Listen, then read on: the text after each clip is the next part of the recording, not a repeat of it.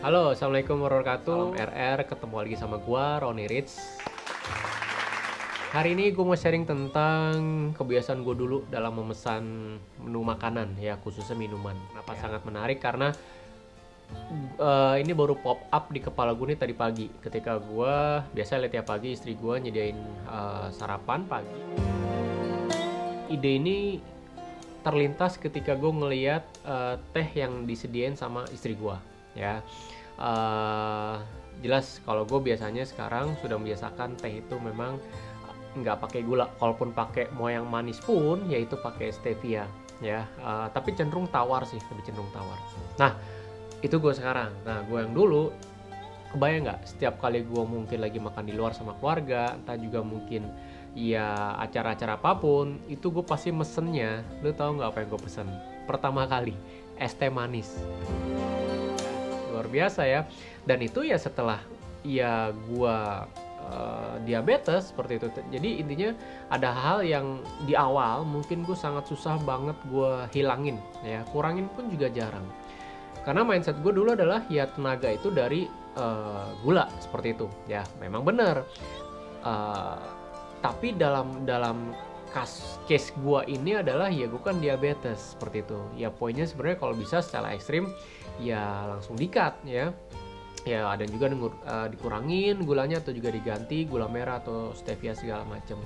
Nah poinnya adalah itu berlangsung lama, efeknya apa? Jadi yang gue rasain itu adalah ketika gue mesen es teh manis, ya benar memang tenaga ada, tapi cuma sepersekian menit. Ya, anggaplah sekitar, ya lu kebayang nggak, sekitar maksimal 5 menit dan tubuh gue itu sudah mulai letih lagi. Ya secepat itu, iya secepat itu. Ya bahkan bisa dibilang ya lo tau sendiri kan diabetes itu biasanya sering aus, ya. Jadi gue pesen lagi, ya nggak cuma pesen, yang capeknya apa, ke toilet lagi. Jadi, ya nggak nyaman lah, dan cenderung ya tubuh gue tuh bahasanya tergerus lah ya. Jadi emang sebenarnya nggak harus, kalau menurut gue ya nggak harus dari gula sebenarnya, ya. Dan akhirnya maksudnya nggak harus dari gula ketika kita pengen tenaga, ya. Terus solusinya apa bang? Solusinya ya kalau sekarang ya gue mencoba untuk merubah atau hijrah. Ya sudah, kalaupun pengen yang dingin es, tapi pesannya terakhirnya dihilangin. Kalau tadi kan es teh manis, ya. Kalau sekarang es teh tawar. Jadi bener-bener gue hijrah, gue bener-bener di mindset gue tuh kalau misalkan enggak kok gitu kan, yang namanya energi tenaga itu ya jelas pertama dari asupan yang kita makan, ya bisa dari buah-buahan juga, plus disokong oleh olahraga, ya juga istirahat. Jadi power tenaga itu bisa dapat dari situ. You are kidding me. Jadi sekarang ya tadi kalau istri gue memang biasanya untuk tiap pagi sarapan untuk nyediain gue teh itu cenderung teh tawar sebenarnya. Pakai stevia pun juga jarang banget lah, cenderung gue teh tawar karena sudah terbiasa lah ya, dan mindset gue juga sudah gue rubah. Ya nggak harus, ya gula itu nggak harus jadi tenaga. Makanya gue rutin workout dan ya psikis juga pola makan. Itu yang pertama. Terus yang kedua tentang bagaimana gue mensiasati hubungan juga dengan tenaga, ya mensiasati tenaga gue dalam setiap kegiatan gue, ya banyak kegiatan keluarga, misalkan main sama anak, terus juga mungkin ada acara kemana, liburan, entah kemana pun ya. Nah gue mensiasatinya adalah sebenarnya balik lagi ya seperti orang sehat juga, jangan terlalu banyak makan, ya porsinya ya sedang atau ya secukupnya.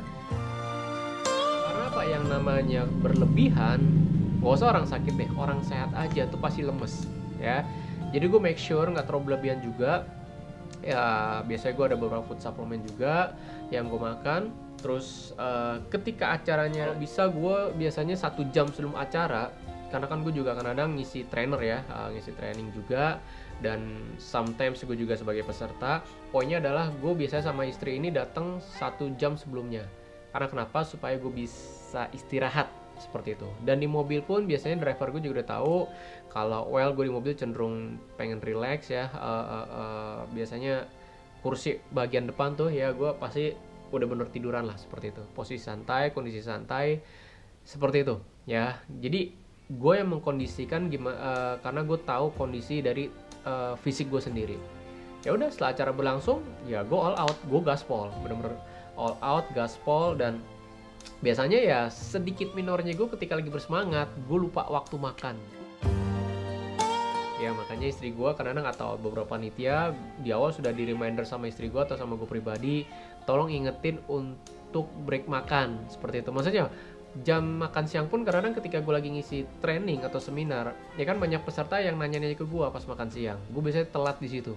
Ya udah, biasanya gue langsung membiasakan untuk udah, gue harus, maksudnya kalau ada peserta yang nanya-nanya gue cut dan gue langsung makan siang, seperti itu. Gue makan siang seperti biasa, terus kalau memang dibutuhkan baru gue suntikin insulin. Kenapa? Karena biasanya gue ngisi training itu dari jam 8 sampai jam 5, jadi ya butuh ya booster lah, seperti itu. Nah, itu cara gue mengkondisikan bagaimana tenaga gue bisa gue akali ya, tanda petik, supaya ya kegiatan gue ini nggak terganggu.